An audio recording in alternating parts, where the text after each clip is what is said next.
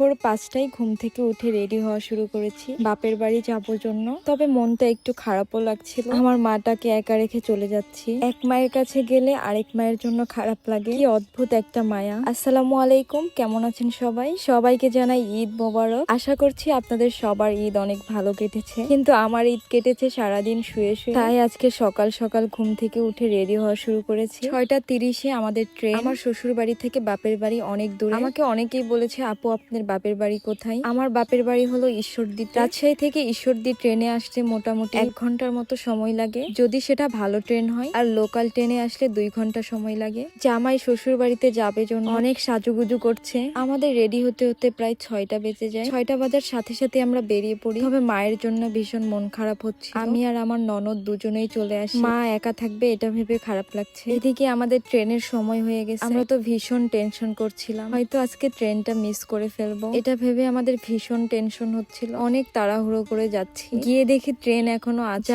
তাও একটু টেনশন মুক্ত হলো। যদি ট্রেন মিস করতাম তাহলে আমি বকা খেতাম, কারণ রেডি হতে আমারই বেশি দেরি হচ্ছিল। ট্রেন থেকে নেমে আমার বাপের বাড়ি যেতে হলে আগে ভ্যানে উঠতে হয়, কারণ আমাদের বাসা একটু গ্রামের ভেতরে, এদিকে ভ্যানই চলাচল করে শুধু। আর ঈদে জামাই তার শ্বশুর বাড়িতে যাবে, মিষ্টি না নিলে আর হয়, তাই আমরা চলে আসলাম একটা মিষ্টির দোকানে মিষ্টি নিতে। ঈদের মধ্যে বাপের বাড়িতে ঘুরতে আসার মজাই অন্যরকম। যদিও আমি একদিনের জন্য আসছি, বাপের বাড়িতে আমার সেরকম ভাবে থাকা হয় না, 2-1 দিনের বেশি আমি থাকি না। আবার এমনও হয় যেদিন আসি সেদিনই আবার ব্যাক করি। আমাদের মিষ্টি কিনা শেষ, মিষ্টির টাকা দিয়ে আমরা আবার বাসার দিকে রওনা হব। এত পথ পাড়ি দিয়ে আমি আমার বাপের বাড়ি চলে এলাম, এখন অন্যরকম একটা শান্তি লাগছে। আমরা সকাল 9টার মধ্যে বাসায় পৌঁছে যাই, আর অনেক ক্ষুধাও লেগেছিল, তাই মা তাড়াতাড়ি তার জামাইকে খেতে দেয়। খাওয়া দাওয়া করে একটু ঘুম দিব, যেহেতু আমরা অনেক সকালে উঠেছি ঘুম থেকে। অনেকদিন বাড়ির আশেপাশে ঘুরি না, আজকে আসার পরে একটু ঘুরে ঘুরে দেখছিলাম। এই জায়গাগুলোতে অনেক স্মৃতি জড়িয়ে আছে। গরমের দিনে আগে আমি এইদিকেই থাকতাম, গাছের নিচে বসে থাকতাম। আর ওই যে বসার মাচাটা দেখছেন না,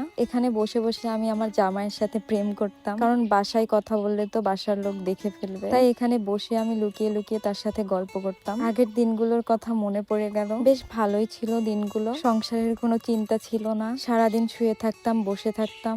এটা আমার একমাত্র মামাতো বোন টুকটুকি, সুন্দরী টিকটকার, অনেক সুন্দর টিকটক করতে পারে, ভিডিও করতে পারে, সবকিছু পারে না? হ্যাঁ, করতে পারে। আর অনেক সুন্দর কথা বলে। তোমার চুলগুলো এত সুন্দর মরিয়ম, আর তুমি এত মোটা হয়ে গেছো কেন?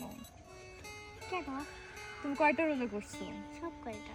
সব। আমার এই ছোট্ট বোন সবগুলো রোজা করছে, তারপরও শরীর তোমার শুকায়নি কেন? জানি আমি।